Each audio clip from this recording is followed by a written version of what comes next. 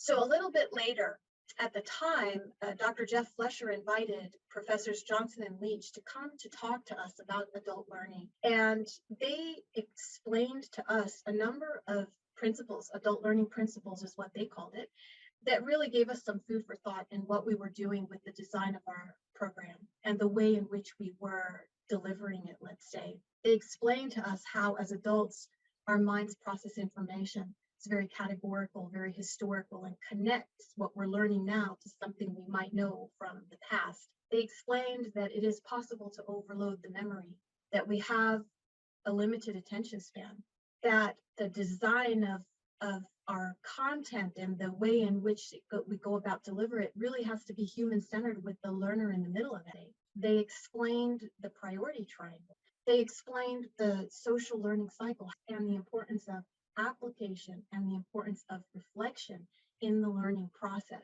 Yeah, everyone, please post in the chat if you have intentionally built reflection time in, and were you doing things, as Aziza said, where you're just simply allowing time during break, or were there structured sort of reflection activities? How did you handle that? Or how would you suggest we handle that? Yeah, this is new. I like to say this. We built a MOOC out of this. It wasn't just the material given in one day.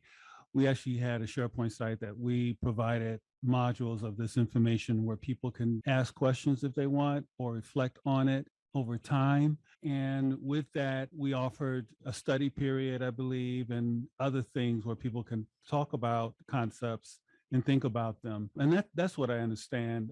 I think I already pointed out that we were really improving with Agile, actually, as I mentioned before.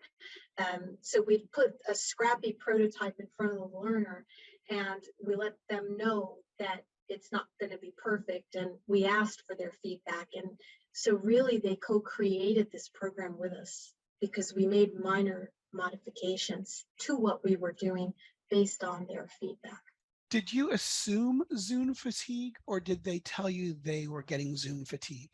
You know, I think it was a little bit of both. I would say there was an assumption, but at the very beginning, if you all might recall, when we were working from home, a lot of folks were also homeschooling their children. And so we didn't want to overburden them and have them be glued to their screen while simultaneously trying to homeschool. No, that's a great point. I was thinking in isolation, and it really wasn't in isolation. So there was other circumstances that led us to sort of stretch it out that way. You mentioned that you had sort of some scrappy examples. Could you define what you meant by, or give an example of what you meant by scrappy? Deb has asked that. Yeah, so we let them know that this is not a perfect product.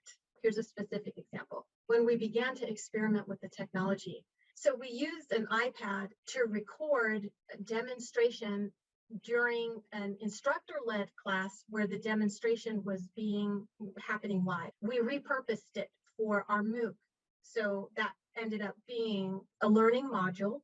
And it was quite long, but we included it in one of our experiments so that the learner had access to that information long before they're brought into the classroom to try to apply that information. And the feedback that they gave us on that was they could hear the swivel hitting the badge, and it was very distracting to them, and that it was too long. They would prefer to have it be a shorter segment. I also want to add too, we say scrappy. Most people, they're really upfront. They want to design everything perfect. I mean, all the slides, everything has to be just perfect. We didn't feel that way because we wanted to feel we can throw something away. You spend a lot of time on something, you're less inclined to let it go. Our thought was anything can go. And this was co-designed. I really want to emphasize the human-centered piece of this. This wasn't us putting something together. It was our students informing us what design would look good or what design would be applicable to them.